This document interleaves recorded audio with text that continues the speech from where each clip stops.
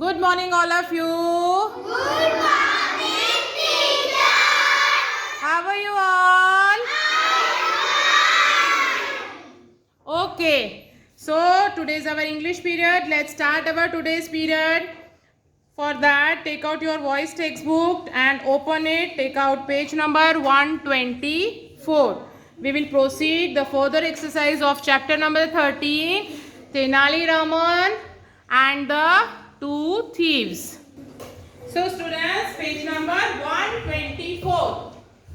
क्या है? Look at these pictures. What do you think the children are saying? Write in dialogue for them. यहाँ पे आप pictures दे सकते हैं. दो पिक्चर्स दी हुई हैं. एक में यहाँ पे कुछ फ्रूट्स गिर गए हैं और ये बॉय है इस गर्ल की हेल्प कर रहा है. और इस पिक्चर में दो गर्ल्स हैं. एक गर्ल दूसरे गर्ल को गिफ्ट दे रही है. तो वो आपस में क्या कन्वर्सेशन करते होंगे वो हमको यहाँ पे दिए हुए डायलॉग बॉक्स में लिखना है. जैसे यहाँ पे हम लिख सकते हैं let me help you with the apples. Let me help you with the apples. ये बॉय क्या बोल रहा है? मैं आपकी मदद कर देता हूँ. एप्पल्स गिर गए हैं उसको उठाने में. लेट मी, बोलिए मेरे साथ, Let me help you help you with the apples. with the apple. तो ये गर्ल उसको क्या बोलेगी? आपकी कोई मदद करता है तो आप उसको क्या बोलते हो? Thank you. यस. तो वो क्या बोलेगी? ओ एक्सप्लेनेशन, थैंक यू. ठीक है? अंडरस्टूड बेटा? नेक्स्ट, दो गर्ल्स हैं. One girl is giving gift to another girl. तो यहाँ क्या लिख सकते हैं? ये गर्ल क्या बोलती होगी? I bought a gift for you. I bought a gift for you. मैं तुम्हारे लिए क्या लाई हूँ? गिफ्ट लाई हूँ. तो ये क्या बोलेगी गर्ल?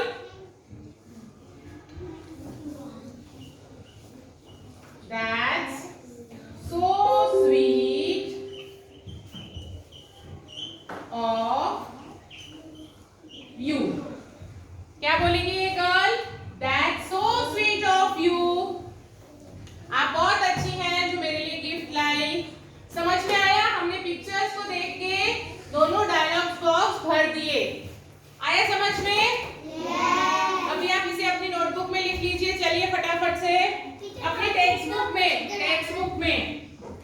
बुक में लिख लो फटाफट. Next exercise is listen and fill the blanks. यहाँ पे एक स्टोरी दी हुई है, उसमें कुछ ब्लैंक्स दिए हुए हैं. We have to just fill up those blanks and complete the story. चलिए स्टोरी पढ़ना शुरू करते हैं. One day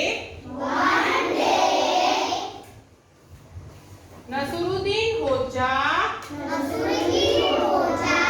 went to visit a friend. Friend. Friend. By the time he left for home, it was late in the evening. He was in a jungle. He was in a jungle. And it was dark. मतलब इतना story का मतलब समझ में आया? 3 line का कि once upon a time होजा अपने फ्रेंड के घर गए थे और जब वहां से वापस आ रहे थे तो शाम हो गई. और शाम के टाइम पे अंधेरा हो गया था और वो एक जंगल में पहुंच गए थे। He saw dash, तो he saw 3 3 robbers, robbers मतलब डाकू। He saw 3 robbers hiding behind a tree. They were waiting for him. He got very scared. जब वो जंगल से गुजर रहे थे तब उन्होंने क्या देखा कि 3 डाकू जो हैं झाड़ियों के पीछे छुप गए हैं और उसका वेट कर रहे हैं। ठीक है। He got very scared. Scared मतलब डर जाना। वो ये सब देख के बहुत डर गए। Oh Lord, हम जब किसी परेशानी में होते हैं तो क्या पहला अक्षर निकलता है हमारे मुंह से? हे भगवान। What do I do now? अब मैं क्या करूं? I don't have anything. Next page, page number 125.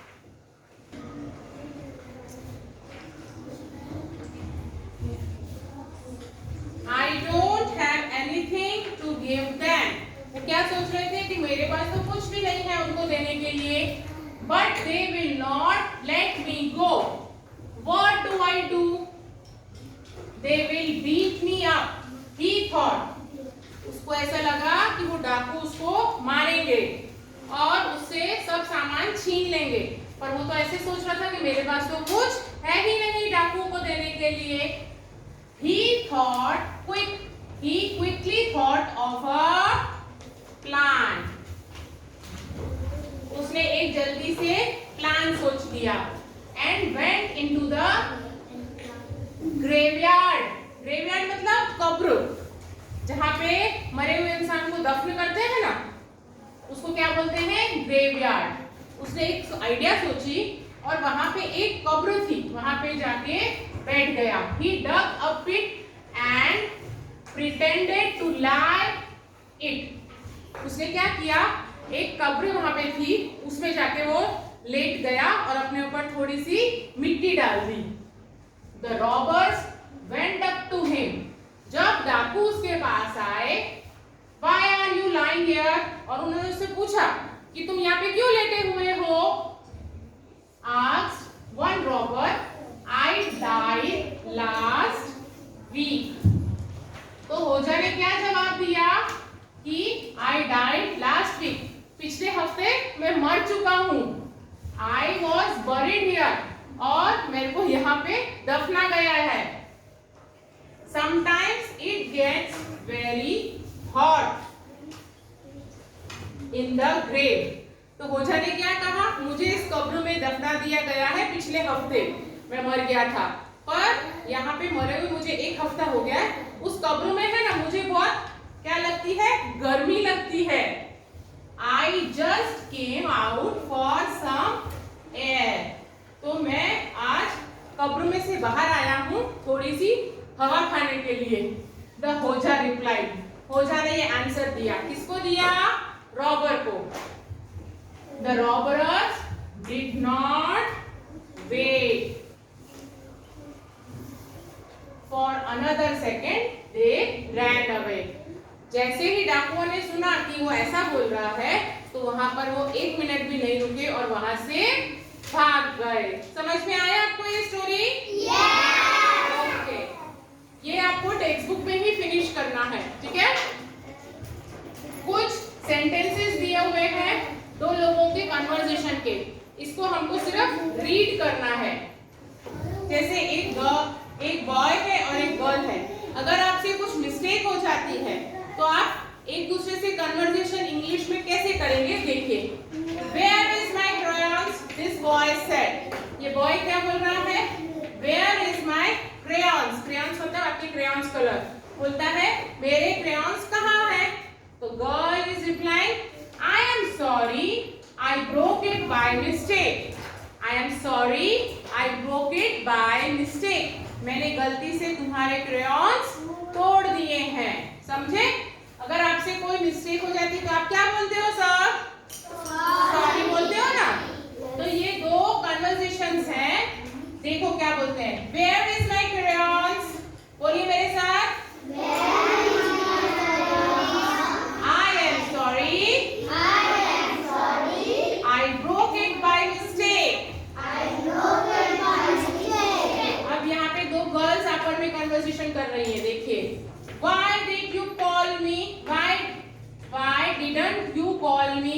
मुझे फोन क्यों नहीं किया, तो ये क्या बोलेगी, I am sorry, I forget to call you. फिर से एक बार पढ़ेंगे, where is my crayons, I am sorry, I broke it by mistake। फिर why didn't you call me up, I am sorry, I forget to call you। तो वो क्या बोलती है दूसरी गर्ल, मैं आपको फोन करना भूल गई। चलिए एक और रीडिंग सेशन है, हम देखेंगे। ये टीचर है और यहाँ दो स्टूडेंट्स हैं। ये टीचर इनसे क्या बोलती है, वर यू फाइटिंग, क्या तुम झगड़ा कर रहे हो, तो ये दोनों क्या रिप्लाई देते हैं, we are sorry, we are sorry, we won't do it again. फिर यहाँ पे ये दोनों बात कर रहे हैं, क्या बोलती है इसकी मम्मा, वेयर इज योर नोटबुक,